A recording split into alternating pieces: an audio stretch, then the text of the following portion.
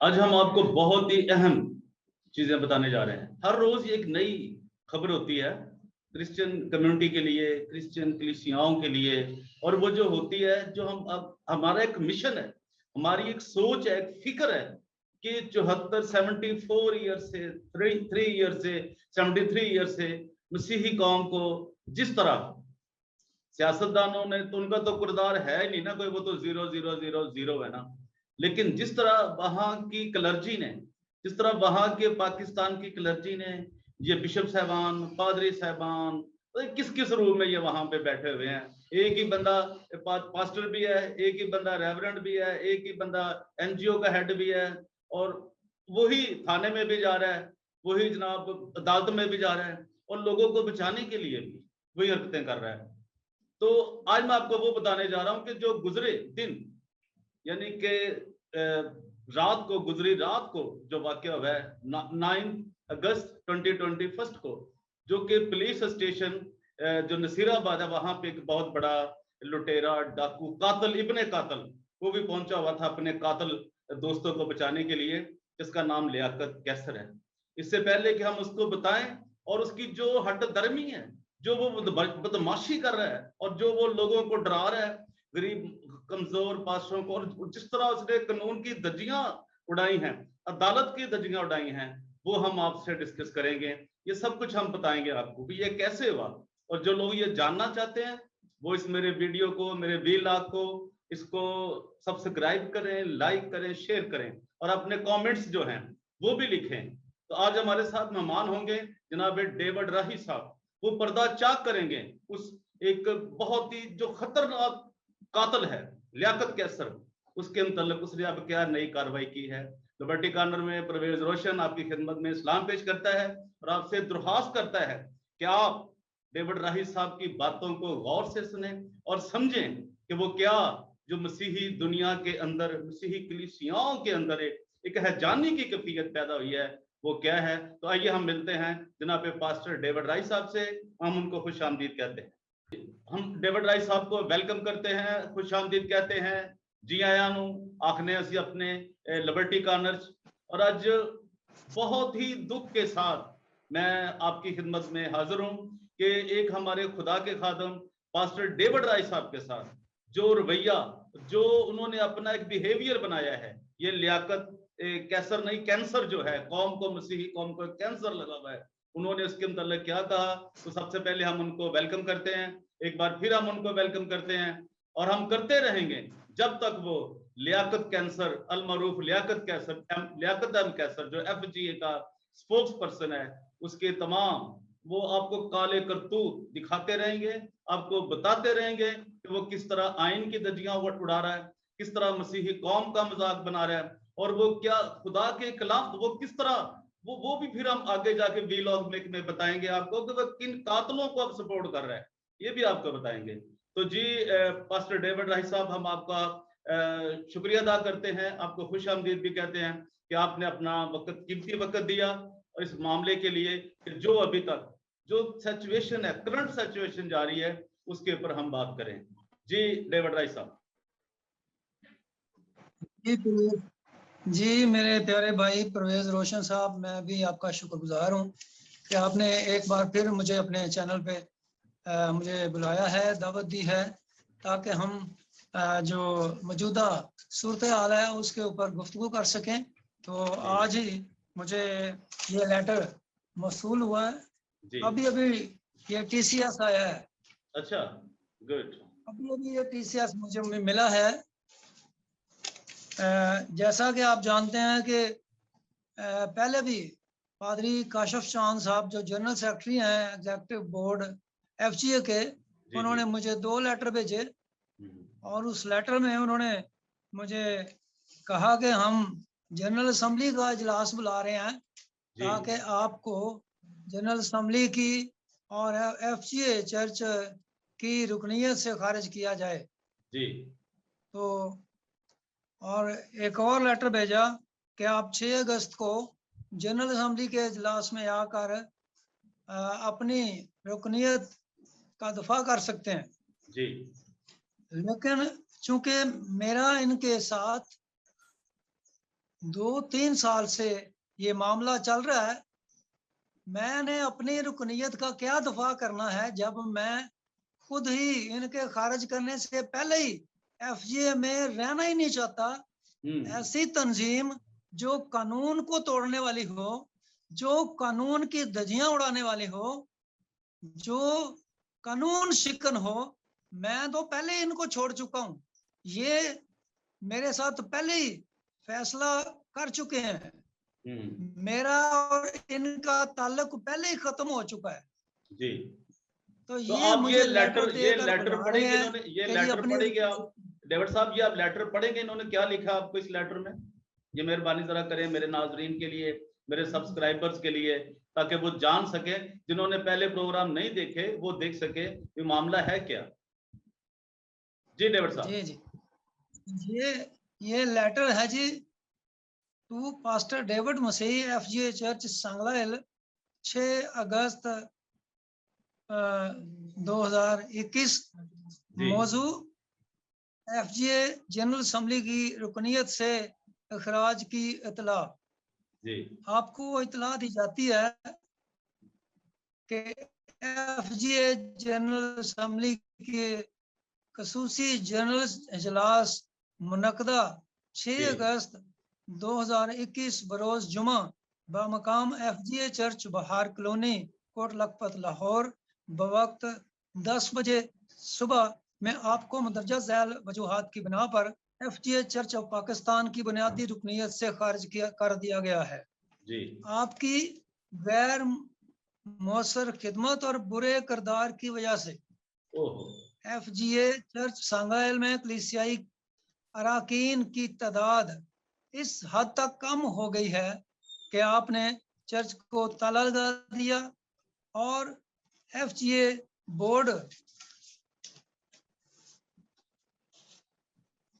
आपने ताला लगा दिया और एफजीए बोर्ड की मंजूरी के बगैर अपनी मर्जी से लाहौर मुंतकिल हो गए। ये इनका अपना लेटर लिखा हुआ, इसके नीचे भी काशफ चांद के सिग्नेचर है, ये देखिए। जी जी जी ठीक है, मैं दिखाऊंगा, आप मुझे भेज दें, ये मैं दिखाऊंगा, सब लोगों को दिखाऊंगा, सब लोगों को दिखाऊंगा। हाँ जी, और ये लिखा हुआ है 2014 का जी, ये 2014 का लिखा हुआ है और अच्छा। इसमें लिखा हुआ है कि जी यहाँ पर हमारे चर्च के कोई मेंबर नहीं है। ठीक है, ठीक है। 2014 में इकरार कर रहे हैं कि 2014 में यहाँ पर हमारे कोई मेंबर नहीं है और 2021 में कह रहे हैं जी आपने मेंबरों को भगा दिया है। ठीक है, आपकी वजह से मेंबर चले गए। ठीक हो गया, बात समझ में आ गई आपकी? जी जी जी, अब ये अवाम को भी बात समझनी चाहिए ना, कलीसियाओं को भी ये बात समझनी चाहिए कि आप क्या कह रहे हैं, और बहुत आप साफ कह रहे हैं कि बात क्या है, हकीकत क्या है, आप तो बता रहे हैं हमको। हाँ जी जी। तो नंबर 2, आप एफजे ऑफ पाकिस्तान के इंतजाम के ताबे नहीं है। जी। अगर मैं इनके कहने पर तौहीन रिसालत करूं और इस्लाम की मुखालफत करूं तो फिर मैं इनके ताबे हूं, वरना मैं इनके ताबे नहीं हूं। बशीर खुर्शीद के कहने पर अगर मैं इस्लाम के खिलाफ तबलीग करता तो फिर मैं इनके ताबे था। ये मुझे फंसाना चाहते थे। मेरी मुखालफत की वजह ही है, मेरी और कोई दुश्मनी नहीं इनके साथ। ठीक है। नंबर 3 जो उन्होंने इल्जाम लगाया है, उन्होंने लिखा है कि आपने सोशल मीडिया पर झूठे और बेबुनियाद इल्जामात से एफजे ऑफ पाकिस्तान और उसकी क़यादत को बदनाम करने की कोशिश की है। जी, क्या बदनाम हो गए हैं, क्या बदनाम हो गए हैं ये? उनमें तो इज्जत वाली कोई चीज है ही नहीं उनके नाम पे, तो वो तो इज्जत से वाकिफ भी नहीं है, इज्जत के नाम से भी वाकिफ नहीं है। हाँ जी, तो क्या बदनाम हो गए हैं, बताएं हो जरा। जब मैं इनको तौहीन रिसालत करने और इस्लाम की मुखालफत करने से रोकता हूं तो इनकी बदनामी होती है। ओह आई सी, यानी उनकी इज्जत है इतनी कि उनकी बदनामी हो जाएगी। जी। इनके करतूत हम दुनिया के सामने रखते हैं, आप हो या मैं हो, जब हम सच्ची बातें सामने लेके आते हैं, इनको बेनकाब करते हैं, तो फिर इनकी बदनामी होती है। जी ठीक है। और नंबर 4 लिखा है एफजीए की साख को मुसलसल नुकसान पहुंचाना, एक जालसाज गिरोह के साथ मिलकर एफजीए के मुफादात के खिलाफ काम करना। जी ये जी, जालसाज मैं ये जालसाज गिरोह है, कौन सा ग्रोह है वो भी जरा बताएं। आप बता दे, उन्होंने तो नहीं लिखा, तो आप बता दे कौन सा वो जालसाज ग्रोह है, बताएं, दुनिया को बताएं, ताकि सबको नजर आ सके कि कौन सा जालसाज ग्रोह है, तो बताएं जरा, अगर आपके इल्म में कोई है तो, या अगर कोई है तो। में ये आपको जो इनके खिलाफ बोलता है वो जी जालसाज गिरोह है। ओके, है जी, एक यानी जालसाज गिरोह के साथ मिलकर एफजीए के मुफादात को नुकसान जी के खिलाफ काम करना। ठीक है, नंबर 6, आपने एफजीए चर्च संगलाइल की प्रॉपर्टी जो कि एफजीए या पाकिस्तान की मलकियत है हड़प करने की कोशिश की है, जो कि मैं पिछली वीडियो में बता चुका हूं। ये 2019 में ये मुझे लिख कर दे चुके हैं कि अब ये चेयरमैन की ये कॉपी लगी हुई है साथ, ये इसका क्या सदीक नाम है? साबर जो है, हाँ सदीक साहब, अच्छा ये चेयरमैन है, ठीक है जी, सदीक साबर, ठीक ये है, चेयरमैन का मिनिस्ट्री का कार्ड लगा हुआ है। ये पंजाब बैंक की रसीद लगी हुई है। ठीक है ये इन्होंने सांगला हिल में आकर जो स्टाम्प खरीदा है, जी, ठीक है जी, ठीक है, ये इन्होंने मुझे स्टाम्प करके दिया है जी। अब इस प्रॉपर्टी के साथ हमारा कोई तल्लुक वास्ता नहीं है, ठीक है। तो ये और बताएं ये डेविड एंड साहब, के ऊपर ये डेविड फिर से, साहब मैं माफी चाहता हूं, ये मुझे नजर आ रहे हैं, इनके नाम लिखे हैं, इनके आईडी कार्ड नंबर लिखे हैं, इनके थंबनेल लगे हुए हैं। मुझे आप ये बताएं कि क्या मसीहत में झूठ बोलना या किसी पे झूठा इल्जाम लगाना, उसकी गुंजाइश है कोई मसीहत में? इनको माफी है, क्योंकि ये बड़े पादरी हैं ना, ये बड़े पादरी हैं, ठीक है, ठीक है, इनके लिए माफी है। ये झूठ बोले या सच बोले, ये देखें इनके साइन, सारा कुछ, ये बोर्ड की लिस्ट लगी हुई है, सारा कुछ साथ ठीक है, इनकी रजिस्ट्रेशन लगी हुई है। इसमें ठीक है, ये 2019 में ये करके दिया इन्होंने, और ठीक है, 2021 में कह रहे हैं कि जी ये फिर कह रहे हैं कि ये एफजीए की मलकियत है। ओके। ये कहीं ज़हनी ये तौर पे तो, तहसीलदार को इन्होंने लिख कर दिया, ज़हनी तौर पे तो मफलूज नहीं हो गया ये लोग, काशिफ चांद और ये लियाकत कैंसर जो है? इतना असर तो परवेज भाई, इतना असर तो मुझे नहीं हुआ जिसको ब्रेन हेमरेज हुआ है। सही है, मेरा दिमाग इतना खराब नहीं हुआ जितने इनके खराब हो गए हैं।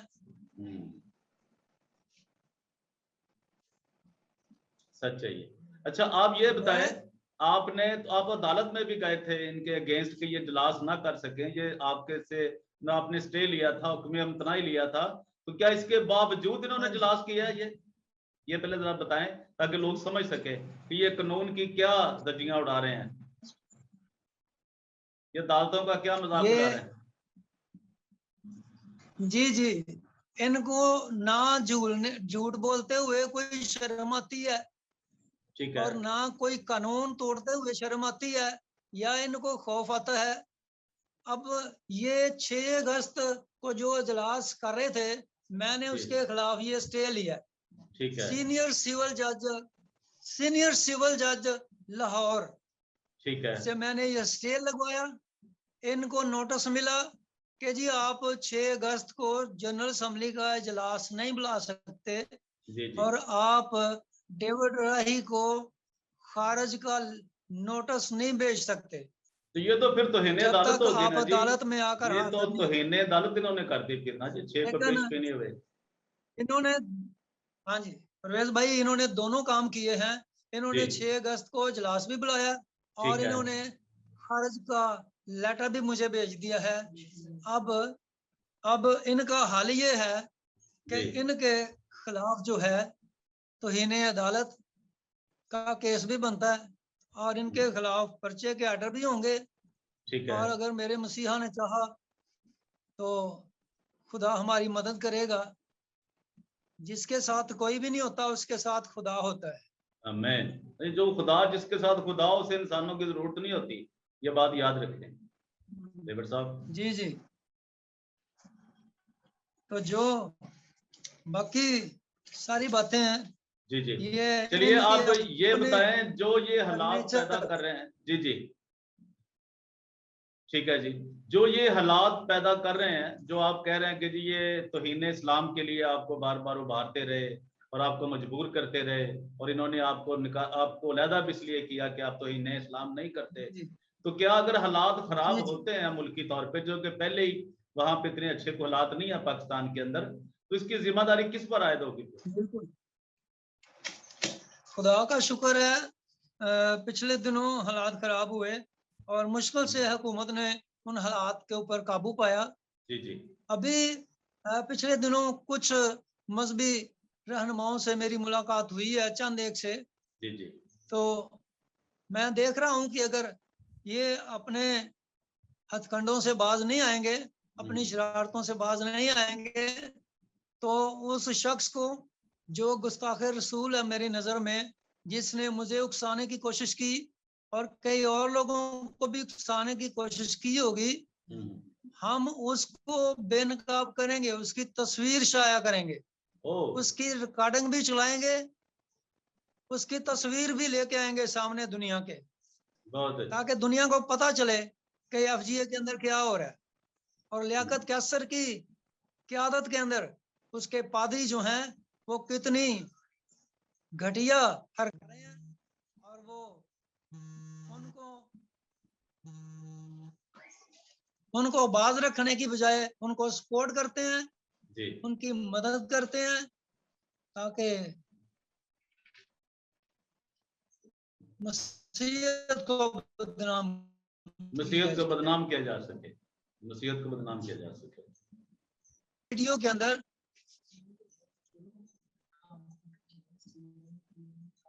और मैं आखिर में ये भी बताना चाहता हूं कि मैंने सुप्रीम कोर्ट को, वजीर आजम को, आर्मी चीफ को, वजीर आला को, ठीक है, सबको अपनी एप्लीकेशन जो है वो भेजी है, सेंड की है। ऐसे जो अदारे हैं, शेख रशीद साहब को, मौलाना ताहिर अशरफी साहब को मैंने अपनी दरख्वास्त जो है वो भेजी हुई है, लेकिन मुझे किसी तरफ से भी रिस्पॉन्स नहीं आया। आने वाले दिनों में हम उम्मीद करते हैं कि इसका कुछ बेहतर हम हल निकाल सकेंगे। कुछ मजहबी लीडरों के साथ मिलकर हम इसका कोई लाहे अमल जो है वो तैयार करेंगे। चलिए, थैंक यू डेविड साहब। अगर कुछ और आप कहना चाहते हैं तो आप बता सकते हैं, तो आपको भी टाइम है थोड़ा सा, आपके पास 2-3 मिनट है, अगर आप कुछ वाइंड अप के लिए कुछ कहना चाहें तो। बस मैं यही कहना चाहता हूं कि हुकूमत हमारे इस मामले पर गौर करे। जी ठीक है। अगर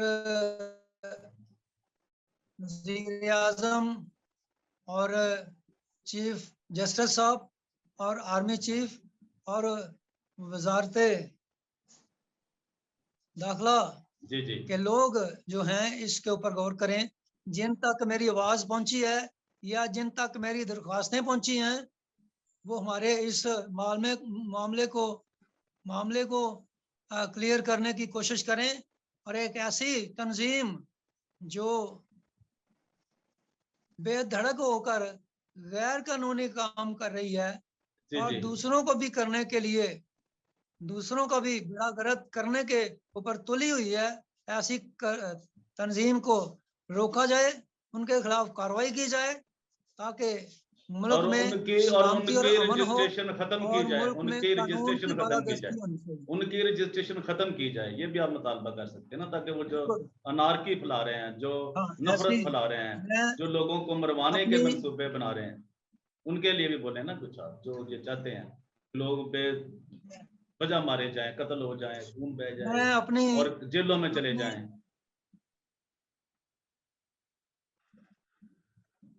जी मैं अपनी पहली वीडियो में ये कह चुका हूँ, जी मैं अपनी पहली वीडियो में ये कह चुका हूँ कि अगर किसी इस्लामी तंजीम के ऊपर पाबंदी आयद की जा सकती है, तो ठीक है, चाहे वो मसीही तंजीम हो, उसके ऊपर भी पाबंदी लगनी चाहिए। जब वो कानून के खिलाफ काम करे तो उसके ऊपर भी पाबंदी लगनी चाहिए।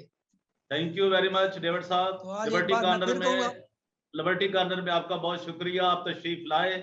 और अभी तक जिन मेरे अजीजों ने, दोस्तों ने मेरे व्लॉग को, मेरे चैनल को अभी तक उन्होंने सब्सक्राइब नहीं किया, लाइक नहीं किया, शेयर नहीं किया, वो जरूर करें। और मैं सलाम पेश करता हूँ श्रीलंका, मलेशिया, थाईलैंड, ये कंबोडिया, ये सब लोगों में मैं उनका शुक्रगुजार हूं, उनको सलाम कह रहा हूं कि वो जरूर मेरे इस व्लॉग को देखें और शेयर करें, और जो सच्चाई है मसीहत की वो तमाम दुनिया तक पहुंचाएं। Thank you very much David साहब, खुदावंद आप सबके साथ हो। Thank you very much.